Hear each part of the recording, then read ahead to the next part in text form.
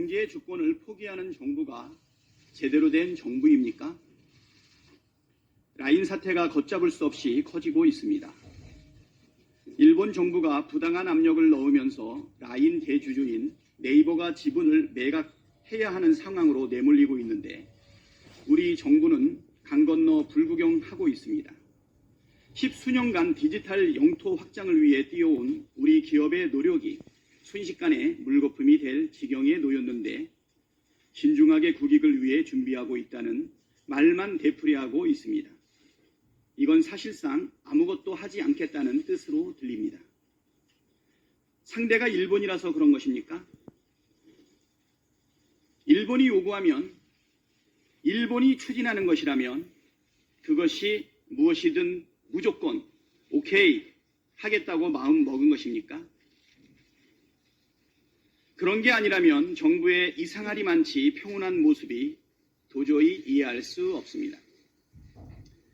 심지어 한 매체는 한국 정부 관리가 한국 내 단일 감정을 무마할 방법을 일본 정부에 알려줬다고 보도했습니다.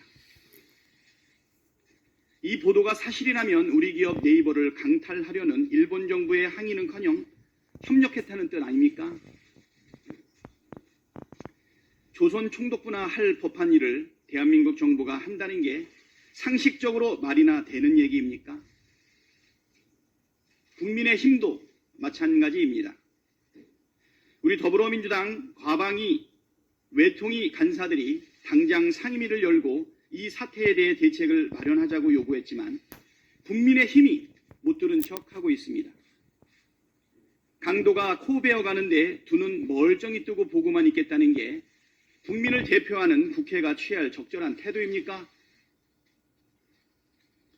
정부는 즉각 범정부 차원의 총력 대응으로 우리 기업을 지키십시오.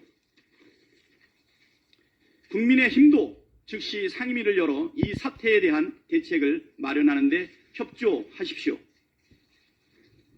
그렇지 않으면 매국 정부, 매국 정당이라는 비판을 받게 될 것입니다. 경제 주권이 침해받는데 아무 소리 못하는 정부가 영토 주권에 대한 공격을 받을 때 싸울 수 있겠습니까? 이러다 독도마저 내주는 거 아니냐는 우리 국민의 우려에 귀를 기울이기를 바랍니다.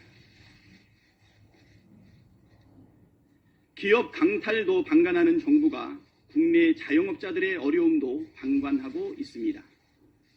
자영업자들의 금융기관 대출이 코로나19 사태 이후 4년여간 50% 이상 늘었다고 합니다.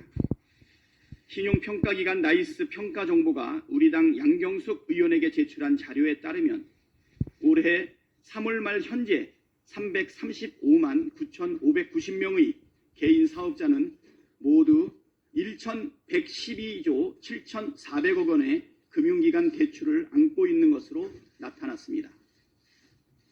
코로나19 유행 직전인 2019년 말과 비교하면 4년 3개월 사이 대출자와 대출 금액이 각각 60%, 51%나 늘었습니다. 연체가 발생한 상한위험 차주의 전체 보유 대출 규모도 같은 기간 약 2배 늘었습니다. 고금리 상황이 지속되고 고물가의 가계 실질 소득은 줄어들어 소비가 둔화되는 악순환에 수많은 자영업자들이 한계 상황에 내몰리고 있습니다. 그럼에도 정부는 전국 및 25만 원 민생회복지원금을 지급해 극한 불부터 끄자는 우리 민주당의 제안을 거부하고 있습니다.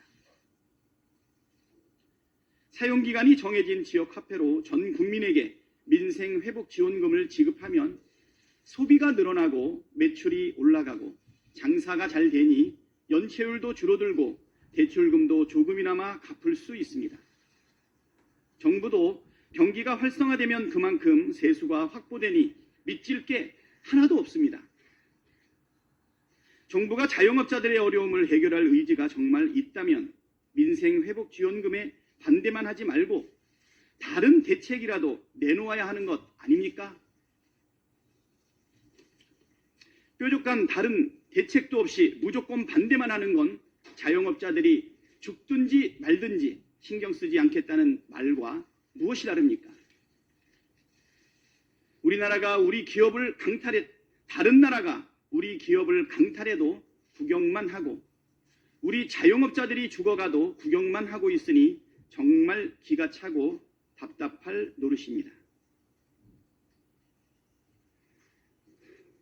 국민의 삶을 책임질 생각이 없으면서 도대체 왜 권력은 잡고 있는지 정말 묻고 싶습니다. 국민이 어려울 때 국가가 나서지 않는다면 어느 국민이 국가를 위해 희생하고 헌신하겠습니까? 정부는 지금이라도 라인 사태 해결과 자영업자들의 어려움을 해결하는 데에 적극 나서기를 촉구합니다. 정부가 국민을 외면하면 국민도 정부를 외면한다는 것을 명심하기 바랍니다. 이르면 내일 국무회의에서 윤석열 대통령이 해병대원 특검법에 대한 거부권을 행사할 거라는 일각의 관측이 있습니다.